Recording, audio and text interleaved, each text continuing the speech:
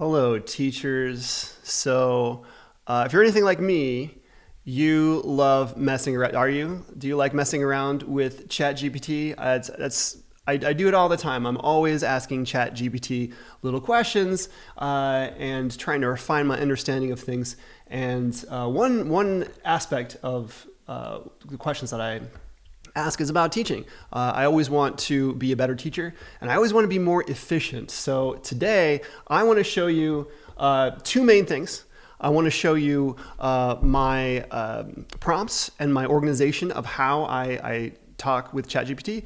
And my focus of this video is going to be how you can help differentiate for English language learners. So let's first, though, think about a big question like why? Why are we doing this? Is this worthwhile to even think about? So why use AI to improve teacher workflow? So it happens a lot in business. I don't know if you're in touch with the business world, but it is everywhere. Everyone is trying to gain some advantage. Make sure that you outcompete your competitors by using AI. So I think most people know that AI can really cut down on some of the repetitive tasks that you do. So it can improve efficiency for sure. And it can also improve effectiveness. I've really found this with myself. I think I'm a fairly well-rounded teacher, but everybody has blind spots, little things you're like, oh yeah, of course I got to think about that and make sure I put that in as well. AI is really great for that. When you ask general questions, and it might say 5, 6, 7 different aspects, and maybe 1 or 2 aspects are things that you don't cover enough in your classes or with your students. So it can be really helpful for that. So you can really shore up some of your blind spots and become more effective. But this one is, I think, the most important, at least for me. As teachers, we have so much to do. There's an endless list of things to do, and it's often like, do you even get to them? Hopefully you do. But you can make sure that you can get to all of those things in your to-do list. And also, if you are overstressed as a teacher, if you just feel like you're doing everything the best you can do, but you don't really have a lot of time, that can really start to dampen your passion. There's a reason all of us got into teaching. It's probably a little different for each one of us, but I think that if we can use AI to be more efficient and effective in these more mundane tasks, the routine tasks, then you're able to dive deeper into things that really matter for you. For me, it's making interesting, cool little connection activities. I really like etymology. I really like just connecting things to film and pop culture, things like that. But honestly, when you're really stressed out and you have so many things to do, those are not required. That's not part of the. I'm here in Texas, so the Texas TEKS are standard. So sometimes those are the things that end up falling off, and we always got to make sure they don't.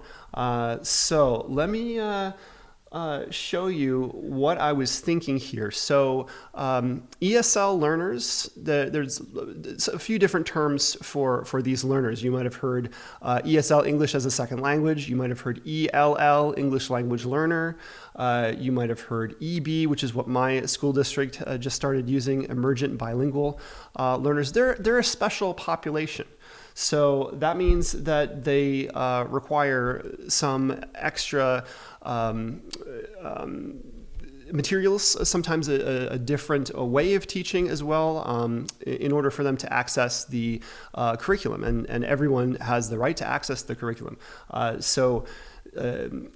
Special education students have IEPs. It's not always legally binding for ESL learners, but that's my background actually, is teaching English abroad. So that's something that I really try to focus, make sure that I help my students who don't speak as well at English to access the material as well. So this is, I was not planning on doing this as a video or something. It just kind of grew, like as I was making these putting these questions into ChatGPT. So I was just thinking like how like a short story like Telltale Heart by Edgar Allan Poe, I think is a good example because it's in the public domain. So, ChatGPT has no problem like accessing it and dealing with chunks of it. Sometimes you got to be careful with copyright, things like that. But, poetry, short stories in the public domain are really good ways of doing this. Of course, first and foremost, one of the big problems that ESL learners have is simply the vocabulary. So I asked ChatGPT here to identify the 9 most difficult words. So here are 9 of the most difficult or advanced words that often challenge. Okay, so we've got the word here, and then we have the dictionary definition, and then sometimes we have a synonym, an easy synonym here. I'm not sure shrewdness is a good synonym though, because they might not know what shrewdness is either. So here you can see the 9 words. So just a tip for people using ChatGPT, it does hallucinate. That is a thing that does happen. So sometimes it'll claim that there was a word in the story and that word was never in the story. So who knows? It's almost like a person who's misremembering something. That's what happens when you train a large language model inductively. You're just feeding it tons of things like we are fed input in our own lives. So let's you really want to check. So you could do a copy here. I've got the actual story here from the Poe Museum website up here. So this is the official Telltale Heart text. So I can do find up here. So I searched for sagacity, the first one. It's there. Let's do the next one. Suavity. There it is. Okay, we always got to do this. We got to make sure that we are checking what ChatGPT says.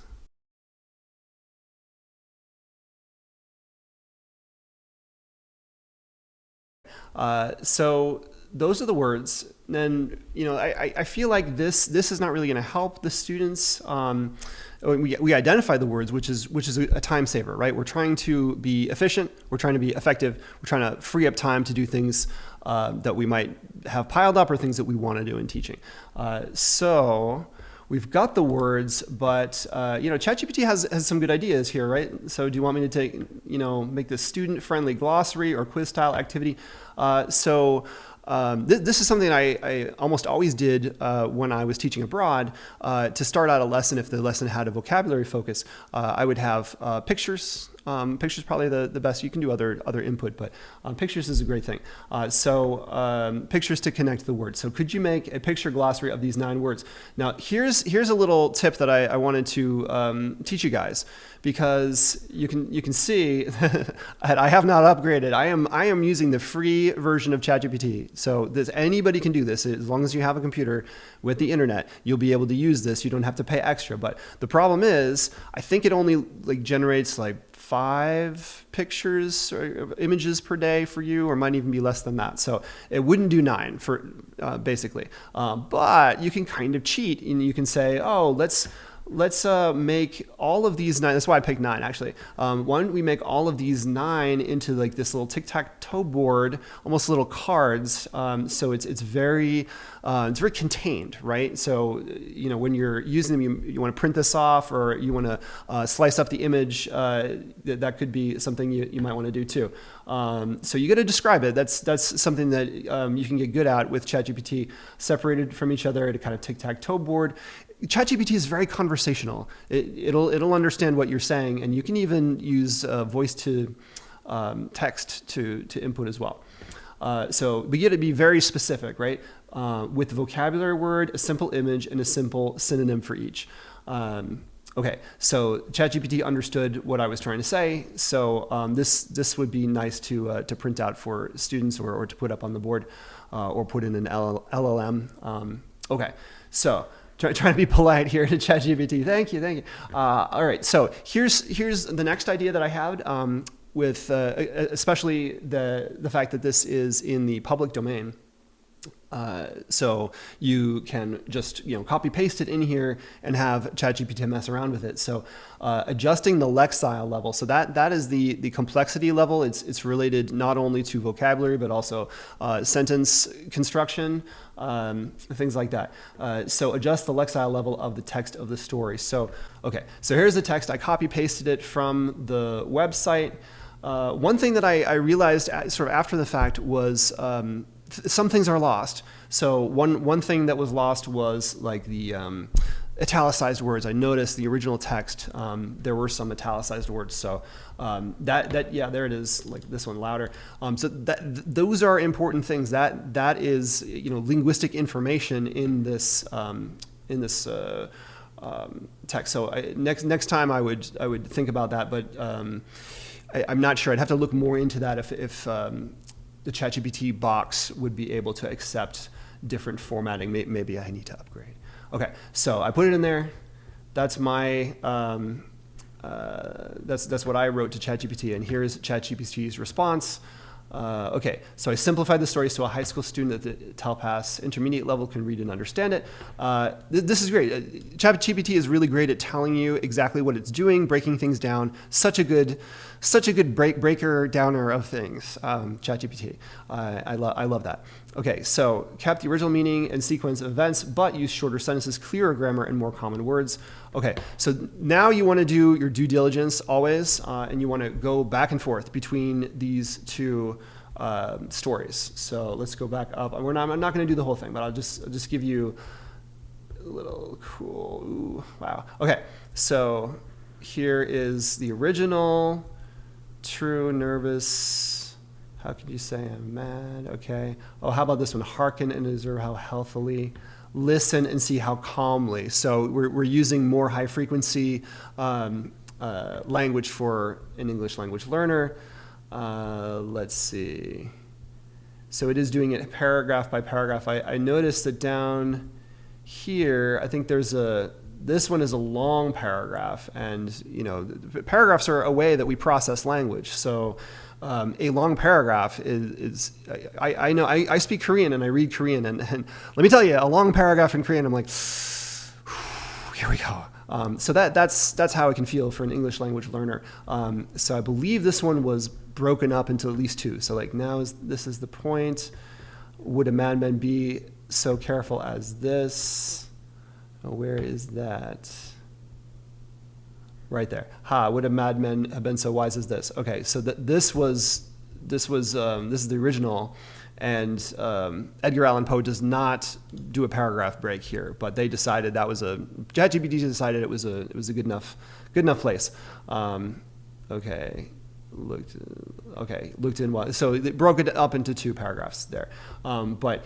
You do want to read both and make sure there is no weirdness, any hallucinations, any whatever you're using the text for. If you're talking about author's diction and word choice, and ChatGPT just completely kind of neuters that, you wouldn't want to use that in that kind of lesson. It's kind of it really depends on what you're focusing on. For me in Texas, they're called TEKS, the standards. So you just got to think about what standard you're doing, and just make sure that your modification of the text doesn't stand in the way of that. Okay, so all the way down there, let's make sure that we got all the way down there here. Okay, look at all the italicized that we. Okay, villains, dissemble no more. Okay, that's one of our vocabulary words. So you can see how well, and when they read the modified text, the ESL learners might, the fact that it's different, it's translated right there for you. Pretend instead of dissemble, right? And native English speakers, many of them don't know what dissemble means, right? It's like disassemble. Are we taking apart something? No, we're not. So do not pretend anymore.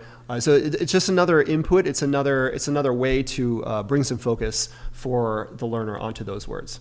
Okay, so that is the modification of the text. Okay. And I think this video has gone on pretty long, so I think I'll stop it there. I was going to go a little further and try something new, but I wanted to ask you guys, what would you like to see? Was this helpful just to see the workflow? My next step would be to copy paste this into a Word doc. So especially let's do that before we go. We can, ChatGPT is actually pretty good at, let's do copy, oops, no, I don't think that's gonna, okay. Yeah, copy image. Pretty good at making images that, like, look at that, it fits like perfectly, and maybe mess with the margins a little bit, but it fits quite well onto a page. I bet that's not an accident. Okay, and you can also, right, maybe that's not something that you want to put in, but and that's the one that I gave ChatGPT. But going down here, we would copy paste this. So who knows what where you're doing this. You want to always organize your stuff here. So there we go. Now you'll be able to. Oh, what happened to my image? Where did that go? Oh no. All right. Anyway, it was spooky. So spooky. Well, we can copy paste that back again. But anyway, you want to make sure that you don't lose that window. So putting it into your own workflow.